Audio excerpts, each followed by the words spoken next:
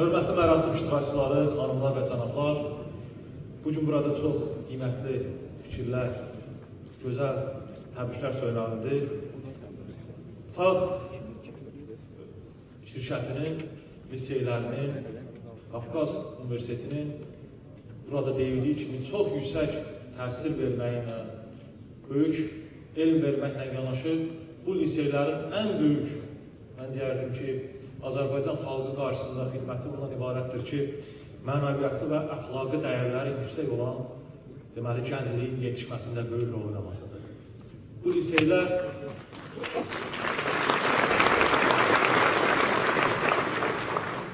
şagirdlərimizə və gənclərimizə təhsil vermirlər, təkcə təhsil vermirlər, yüksək mənəviyyat və əxlaqi dəyərlər verirlər.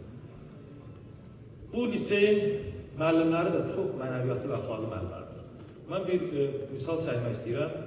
Biz öz ali məktəbimizi qurarkən, mən Qafqaz Universitetindən bir müəllimi dəvət etdim öz ali məktəbimizə və danışıqlar zamanı mən ona müraciət etdim ki, bizim ali məktəbimizdə işlə, nə qədər maaş alırsan, 2 qat artıq veririk, bizim ali məktəbimizdə işlə. O müəllim dedi ki, mən gələrəm bu ali məktəbə, amma bir problem var. Dedim, nə problem var? Dedi, mənim rektorum mənə halallıq verməlidir. Halallıq verməlidir.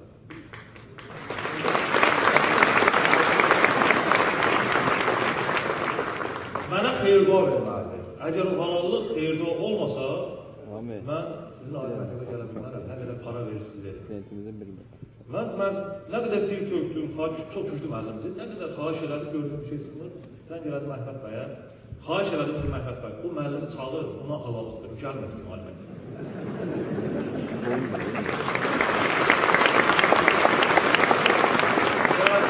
Çox maraqlıdır ki, rektor da müəllimini başladı müdafiə eləmək ki, bəlkə aparmayasınız, bəlkə qalsın.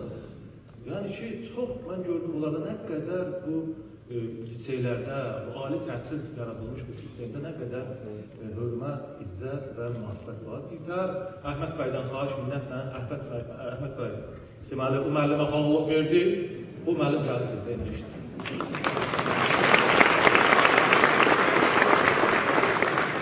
Və mən bir daha dərk elədim ki, Türkiyə çox böyük dövlətdir, Türklər böyük xalqdır.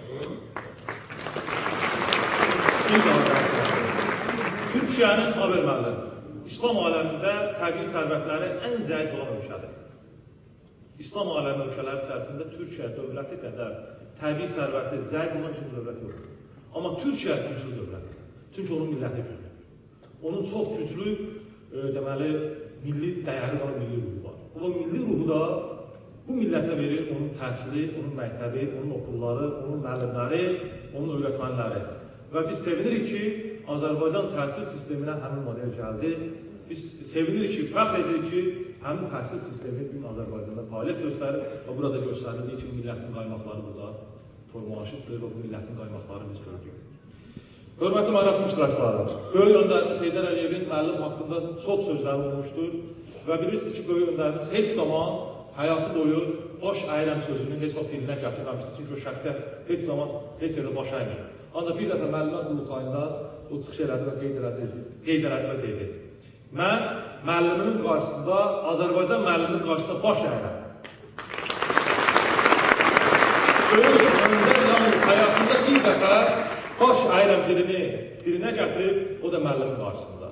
Eşq olsun Azərbaycan müəlliminə, eşq olsun Sağ Öyrətim şirkətinin əməkdaşlarına, Ənvər bəy, mən sizə uğurlar arzulayıram və arzu edirəm ki, siz bu müqəddəs, düzdür, çətin işdir, ağır işdir, ancaq çox müqəddəs işinizdə sizə uğurlar arzulayıram. Minnətdarım, sağ olun.